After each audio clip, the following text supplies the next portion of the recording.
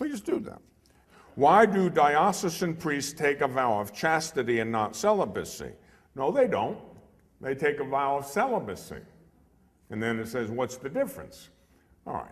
Everybody's called to chastity. Remember, I talked about that before.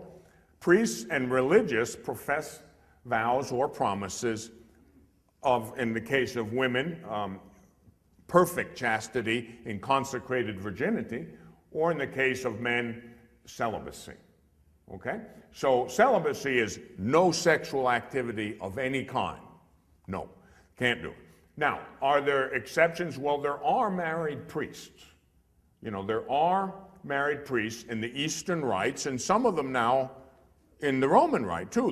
They've come in from the Anglican Church, for instance. There's a special provision for that. They have wives and they have children, and that's okay. The church does permit that. So would they have a vow of celibacy? No. They would be called certainly to live a chaste life in accord, you know, they'd have to live chastely as everyone, but they can be married and they can have children. That's Peter had a mother-in-law. Remember that in the gospel where it talks about Peter's mother-in-law? Remember, she was sick. Jesus healed her. If Peter had a mother-in-law, he must have been married.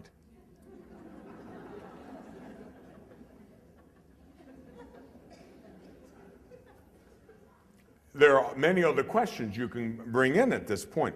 Yes, Peter did, in fact, he had to have been married. He had a mother-in-law. Can a married man be ordained? Yes.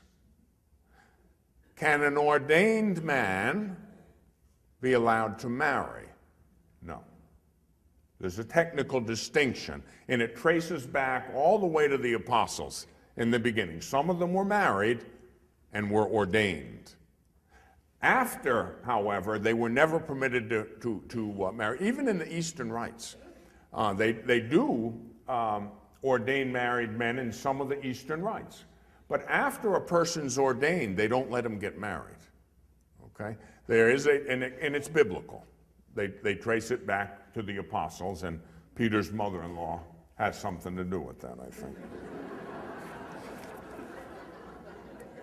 Some people think that that's how he became a saint.